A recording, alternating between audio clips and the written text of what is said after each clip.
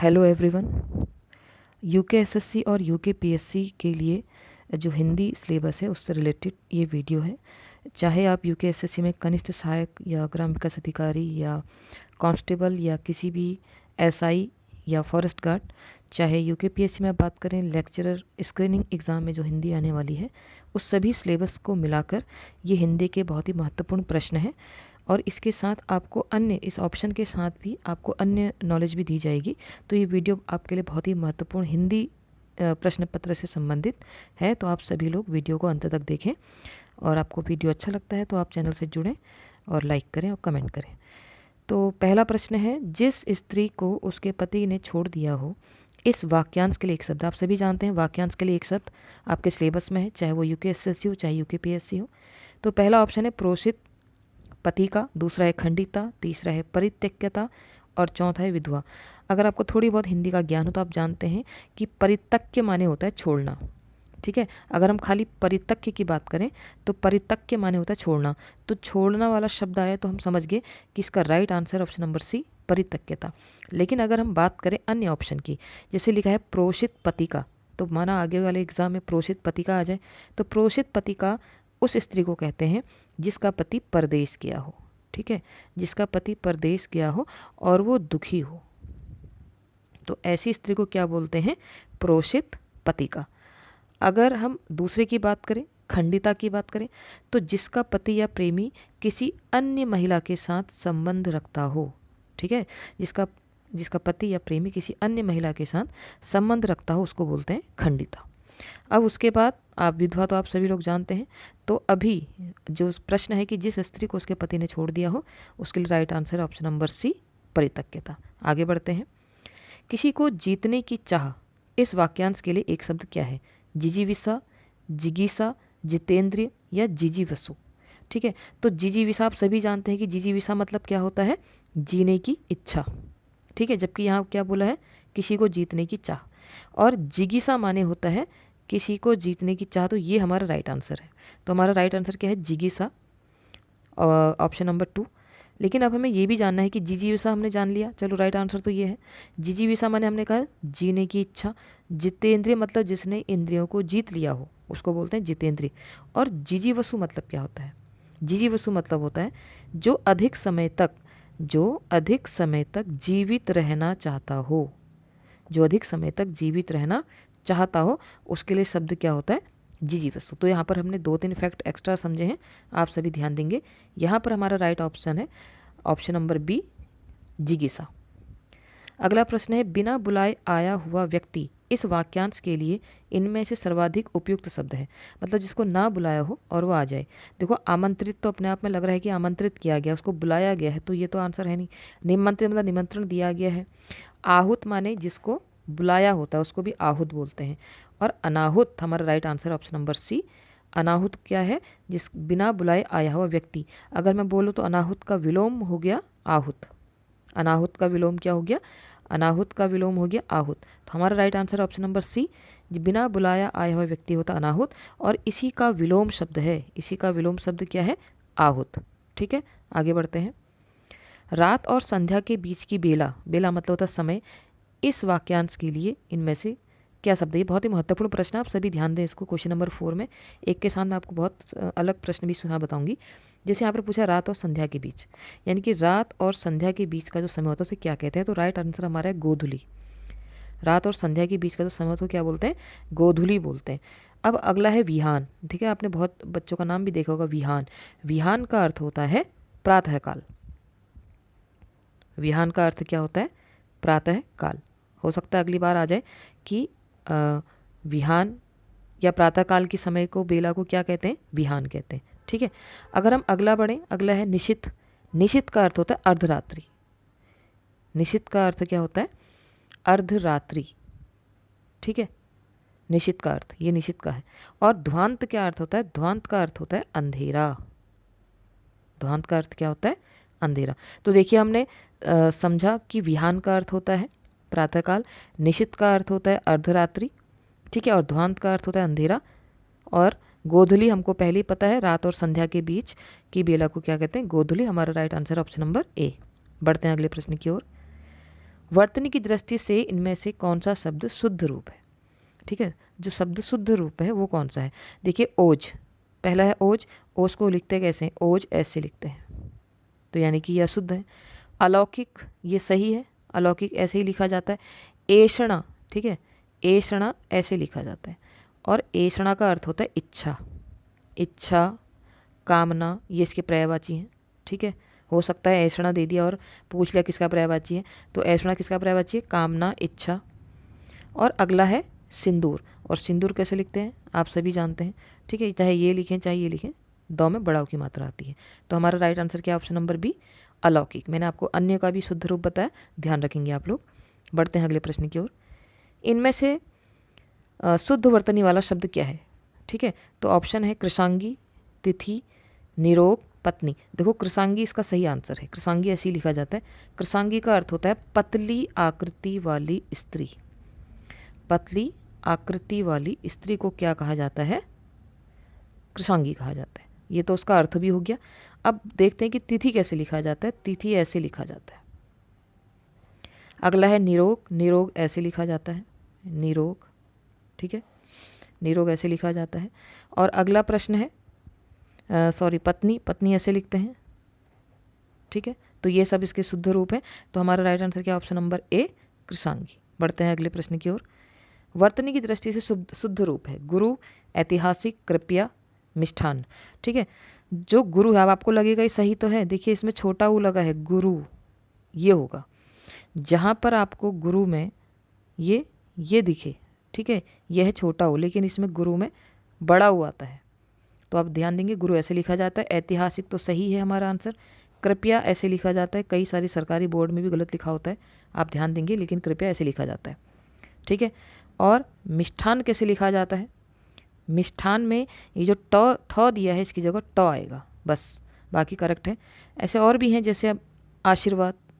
ठीक है, आशीर्वाद ऐसे लिखा जाता है, आशीर्वाद ऐसे लिखा जाता है। और दवाइयाँ, बहुत जगह गलत लिखा होता है, दवाइयाँ ऐसे लिखा जाता है, इस बात का आप ध्यान देंगे। तो ऐसे कई सारे शब्द हैं। बढ़ते हैं अगले प्रश्न की ओर। इनमें से वर्तनी दृष्टि से अशुद्ध शब्द है आदृत, त्रिकोण, उऋण। देखिए आदृत भी सही है और त्रिकोण भी सही है, दृश्य भी सही है। उऋण इसका राइट आंसर है, क्योंकि उऋण ऐसे लिखा जाता है। उऋण का मतलब होता है किसी कर्ज से मुक्त होना। ठीक है, तो उसका राइट आंसर क्या? ऑप्शन नंबर सी, उऋण। अगला प्रश्न है, इनमें से शुद्ध वाक्य है प्रेम करना तलवार की नोक पर चलना है। नोक नहीं, तलवार की धार कहते हैं ना, तलवार की धार पे चलना प्रेम करने के समान है। सभी सदस्य अपनी राय दें, अपनी एक्स्ट्रा आ गया, सभी सदस्य राय दें, ये होगा। छात्रों ने अपनी हिम्मत नहीं हारी, अपनी नहीं आएगा, है ना। अशुद्ध वाक्य में क्या होता है कि उसमें या तो कोई व्याकरण संबंधी दोष होगा, अतिरिक्त शब्द का प्रयोग होगा, लिंग संबंधी दोष होगा। ठीक है, ये दोष होता है। अगला है वह 20 दिन तक भूखा रहा, ये हमारा राइट आंसर है। ठीक है, जिसमें क्या गलती थी वो आपने देख ली, तो क्वेश्चन नंबर 9 का right answer option number D, वह 20 दिन तक भूखा रहा। अगला प्रश्न, निम्न में से शुद्ध वाक्य है वे बड़े सज्जन व्यक्ति हैं। सज्जन आ गया तो बड़े लगाने की जरूरत नहीं थी, वे सज्जन व्यक्ति हैं। वह घोड़े में सवार था, वो घोड़े में सवार था। ठीक है, इसमें वह घोड़े में सवार था। ठीक है, घोड़े में, वह घोड़े पर, मैं नहीं होता है, घोड़े पर सवार था। अनेक बार देख चुका हूँ, अनेक बार देख चुका हूँ, ये सही है। तुम्हारे से कोई काम नहीं हो, तुम्हारे से, तुमसे होगा, तुम्हारे से नहीं होगा। ठीक है, ये ध्यान देना है हमें, क्योंकि अशुद्ध वाक्य मैंने कहा ना किसी भी प्रकार की अशुद्धि हो सकती है। घोड़े पर सवार था, घोड़े में नहीं होता है। ठीक है, तो इस चीज़ आप सारी चीज़ें आप ध्यान देंगे। क्वेश्चन नंबर 10 का राइट आंसर है ऑप्शन नंबर सी। बढ़ते हैं अगले प्रश्न की ओर। इनमें से अशुद्ध वाक्य कौन सा है? निराशा की किरणें छाई हुई है, किरणें नहीं होता है कभी, किरणें तो अच्छी होती है ना, रेज अच्छी होती है। निराशा के बादल, निराशा के बादल छाए हुए हैं। तो आपको सब कुछ ध्यान में देना है, ये नहीं कि आप खाली मात्राएं या कुछ अन्य त्रुटियां देख रहे हैं। तो निराशा के बादल होते हैं, किरणें तो अच्छी होती है ना, कहते हैं कि सूर्य की किरणें प्रकाशमान करती हैं, किरणें पॉजिटिव वे में है, जबकि अब निराशा की बात हो रही है। बाकी सारे सही हैं, हमारा राइट आंसर है ऑप्शन नंबर ए। बढ़ते हैं अगले प्रश्न की ओर। इनमें से अशुद्ध वाक्य कौन सा है? पद्य के चौथाई भाग को चरण कहते हैं। वीरता मनुष्य का गुण है, यह स्त्री अपराधी है। देखो अपराधी नहीं होगा, स्त्री है तो अपराधीन होगा ना, अपराधीन तो लिंग संबंधी दोष है, तो ये हमारा right answer option number C. बढ़ते हैं अगले प्रश्न की ओर। इनमें से किस शब्द की वर्तनी अशुद्ध है? वर्ण, त्योहार, परीक्षा, सम्राट। देखिए ये क्वेश्चन गलत है, इसमें सारे ही शब्दों की वर्तनी शुद्ध है, किसी की भी अशुद्ध नहीं है। ठीक है, ये यूकेएसएससी ने ही ऐसा दिया था प्रश्न। ये सारे जो शब्द हैं इन सब की वर्तनी शुद्ध है, कोई भी जो शब्द है वो अशुद्ध नहीं है। बढ़ते हैं अगले प्रश्न की ओर। निम्नलिखित में से किस शब्द में मुद्रा का अर्थ समाहित है? मतलब देखिए ना, कोई कोई शब्द अनेकार्थी होते हैं, बहुत सारे अर्थ होते हैं। तो मुद्रा माने सिक्का भी होता है, मुद्रा माने मोहर भी होता है, मुद्रा माने चिन्ह भी होता है। मुद्रा माने मदिरा नहीं होता है, मदिरा माने होता है शराब, शराब। ठीक है, तो इसका अर्थ क्या हो गया, इसका आंसर क्या हो गया क्वेश्चन नंबर 14 का ऑप्शन नंबर बी, मदिरा। बढ़ते हैं अगले प्रश्न की ओर। निशाचर का अर्थ समाहित है। निशाचर मतलब क्या होता है? जो रात में चलते हैं। तो रात में राक्षस चलते हैं, प्रेत चलते हैं, चोर चलते हैं। जबकि निशान मतलब होता है चिन्ह, तो इसका इसमें कोई अर्थ नहीं है। तो निशान हमारा right answer option number D. बढ़ते हैं अगले प्रश्न की ओर। क्षण भर में नष्ट होने वाला वाक्यांश के लिए एक उपयुक्त शब्द क्या होगा? क्षण भर में, आपने सुना ना क्षण भंगुर, भंगुर मतलब तो भंग होने वाला, तो यही हमारा राइट आंसर है। नश्वर मन होता है जो कभी नष्ट नहीं होता है, क्षम्य मतलब क्षमा करने योग्य होता है, तो हमारा right answer option number C, क्षण भंगुर। अगला प्रश्न है, आँख के अंधे गांठ के पूरे, मतलब गांठ के पूरे मतलब गांठ मतलब क्या, गांठ मतलब क्या दबा के रखते हैं हम? धन दबा के रखते हैं। लेकिन आँख का अंधा मतलब अंधे से नहीं है। देखिए जो भी आपको लोकोक्ति है, एक तो आप अच्छे से ध्यान रखेंगे कि जो शब्द लोकोक्ति में प्रयोग हो रहे हैं, ठीक है, जैसे यहाँ पर आँख प्रयोग हो रहा है तो आँख वाला ऑप्शन तो होगा ही नहीं, बिल्कुल नहीं होगा। ठीक है, तो आप ये बिल्कुल ध्यान देंगे जो लोकोक्ति में शब्द प्रयोग हो रहे हैं वो उसका अर्थ में सम्मिलित नहीं होगा। आँख का अंधा, गांठ का पूरा, तो हमारा राइट आंसर है ऑप्शन नंबर डी, मूर्ख धनवान। पढ़ते हैं अगले प्रश्न की ओर। सही विकल्प का चयन करके अधूरी लोकोक्ति को पूरा कीजिए। जहां देखी तवा बारात, वहीं गुजारी सारी रात, ये इसका राइट आंसर है। अगर मैं आपसे कहूं कि इसका मीनिंग क्या होता है, इसका मीनिंग होता है कि जो अवसर मतलब जो लालची लोग होते हैं, जहां उनको फ़ायदा दिखता है वो वहीं रुक जाते हैं। ठीक है, जो लालची लोग होते हैं जिनको जहाँ फ़ायदा दिखता है वहीं वो रुक जाते हैं। उनको दिखता है कि यहाँ से हमारा फ़ायदा होने वाला है, तो उसी जगह पर रुक जाएंगे, उसी जगह पर अपना कार्य करना स्टार्ट कर देंगे। तो जहाँ देखी तवा बारात, वहीं गुजारी सारी रात, ये इसका राइट आंसर है। बढ़ते हैं अगले प्रश्न की ओर। पट्टी पढ़ाना। देखिए पट्टी पढ़ाना का अर्थ कभी भी शिक्षा देना नहीं हो सकता, क्योंकि पट्टी पढ़ाना कहते हैं ना हम नेगेटिव वे में लेते हैं कि उसने तुमको क्या पट्टी पढ़ाई। जबकि हम अगर किसी की शिक्षा की बात करें तो कहते हैं उसने तुमको गुरु ग्रंथ ज्ञान दिया, गुरु ग्रंथ दिया, तो शिक्षा देना तो हो ही नहीं सकता।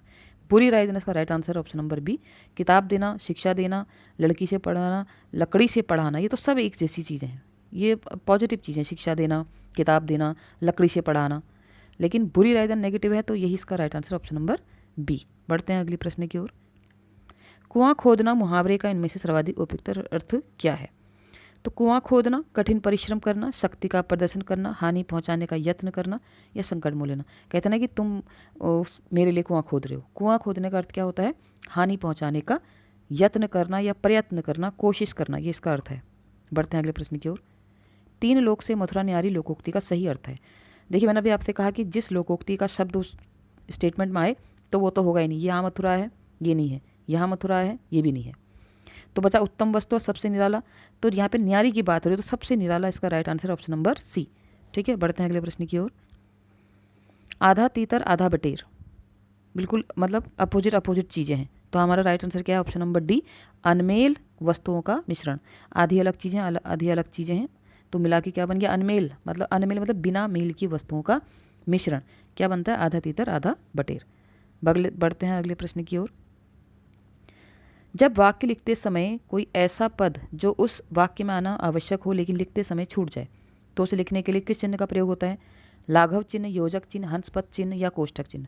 देखिए लाघव चिन्ह क्या होता है? लाघव चिन्ह इसमें प्रयोग होता है, जैसे हमने लिखा डॉक्टर, तो ये जो मैंने यहाँ पर ये डॉट सा बनाया है, ये होता है लाघव चिन्ह। ये हमने एक छोटा, लाघव मतलब लघु, हमने लघु रूप देने के लिए चिन्ह दिया है, तो ये लाघव चिन्ह है। योजक चिन्ह आप जानते हैं, जैसे मैंने लिखा पाप पुण्य, ठीक है, ये जो मैंने यहाँ पे लिखा है राजा रानी, तो ये योजक चिन्ह है। हंसपद चिन्ह होता है ऐसे, माना मैंने कोई शब्द लिखना त्रुटि से रह गया था, इसको हंसपद चिन्ह या त्रुटि पूरक चिन्ह भी कहते हैं, याद रखेंगे, हंसपद चिन्ह या त्रुटि पूरक चिन्ह, ये ऐसे दिखता है। ठीक है, और कोष्टक आप सभी जानते हैं कोष्टक ऐसा होता है, तो हमारा राइट आंसर क्या है? ऑप्शन नंबर सी, हंसपद चिन्ह। बढ़ते हैं अगले प्रश्न की ओर। द्वंद्व समास के पदों के बीच प्राय इनमें से किस विराम चिन्ह का प्रयोग होता है? तो अभी मैंने आपको बताया योजक चिन्ह। तो ऑप्शन नंबर ए हमारा राइट आंसर है। इसको बोलते हैं उपविराम। ये जो चिन्ह है इसको बोलते हैं उपविराम। ये हो गया संबोधन चिन्ह, ठीक है, उपविराम संबोधन चिन्ह। बढ़ते हैं अगले प्रश्न की ओर। 2 से अधिक समान स्तरीय पदों में अलगाव दिखाने के लिए इनमें से किस विराम चिन्ह का प्रयोग होता है? पूर्ण विराम, अल्प विराम, उपविराम। मैंने कहा उपविराम, अभी आपको मैंने बताया उपविराम ये होता है, कोष्ठक ये होता है, पूर्ण विराम ये होता है और अल्प विराम ये है। तो अल्प हम कहते हैं ना कि आलू गोभी समान स्तरीय पद हैं, अलगाव दिखाना है, हमको दिखाना है कि ये चीज़ें मिली तुमने मुझे सुख दिया, सुख सम्मान धन। तो मैं क्या करूँगी? सुख कॉमा कॉमा बोलते हैं ना, कॉमा ये, तो ये क्या है? ये है अल्प विराम, इसका राइट आंसर। बढ़ते हैं अगले प्रश्न की ओर। इनमें से विवरण चिन्ह है, मैंने अभी आपको बताया कि ये क्या है, ये अर्ध विराम है, ये विवरण चिन्ह है, ये अल्प विराम है, ये प्रश्नवाचक चिन्ह है। तो आप समझिए हमारा राइट आंसर क्या है? ऑप्शन नंबर बी, ये विवरण चिन्ह है। बढ़ते हैं अगले प्रश्न की ओर। अशुद्ध वर्तनी वाला शब्द है, देखिए स्वादिष्ट सही है, जटायु सही है, कलयुग सही है। कलयुग नहीं होता, कलयुग होता है। आध्यात्म क्या होता है? आध्यात्म से बना हुआ शब्द है ना, आध्यात्मिक। तो अ की जगह क्या आ जाएगा? आ जाएगा, यही अशुद्ध वर्तनी वाला शब्द है। बढ़ते हैं अगले प्रश्न की ओर। चट मंगनी पट ब्याह लोकोक्ति से तात्पर्य है।